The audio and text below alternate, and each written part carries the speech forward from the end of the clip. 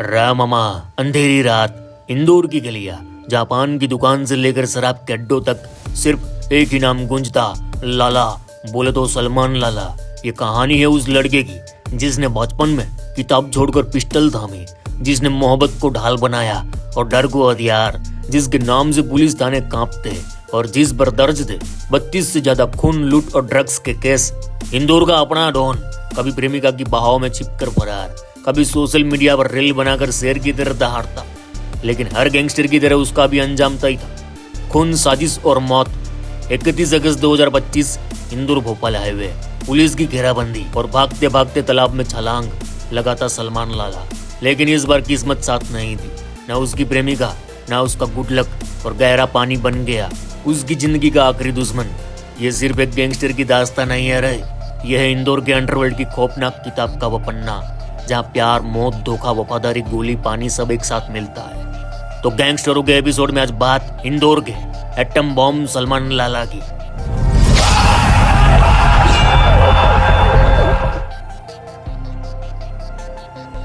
कम छो मजामा रममा।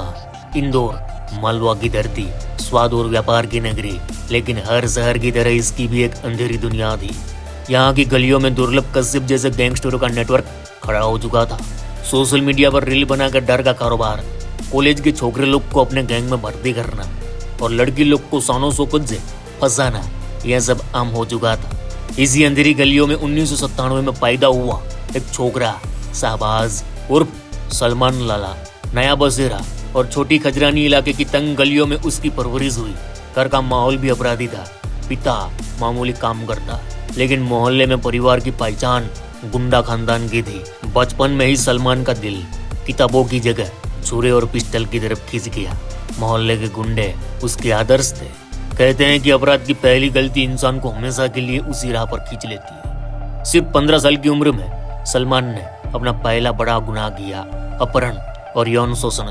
इस वारदात ने पूरे MIG थाने के रिकॉर्ड में उसका नाम दर्ज करा दिया। इसके बाद सलमान को समझ आ गया कि साला डर ही सबसे बड़ा हथियार है। वह नशे का आदी हो चुका था, चरस, गांजा, MD ड्रग्स, और उसी धंधे से उसने अपने जैसे नशेड़ी लड़कों को गैंग में जोड़ लिया। 2013 से 2018 तक सलमान ने छोटी खजरानी और MIG में अपनी गैंग खड़ी कर ली।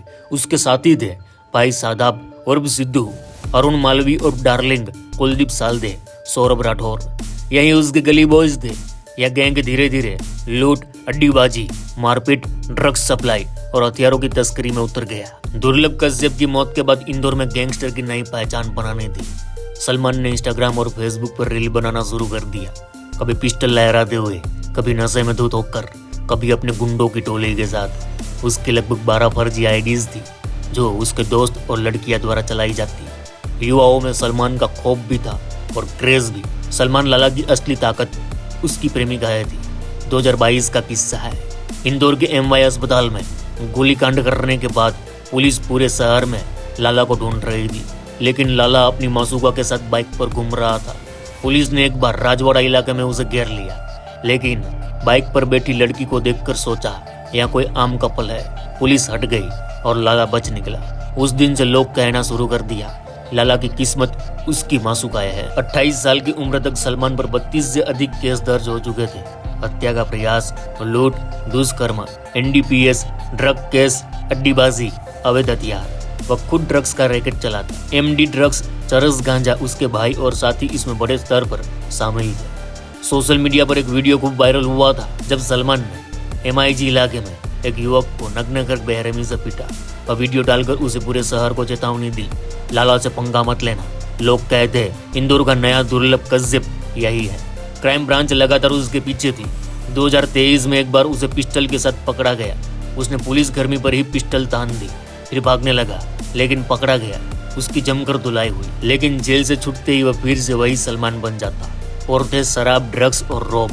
31 अगस्त 2025, इंदौर भोपाल हाईवे पर पुलिस ने घेराबंदी की।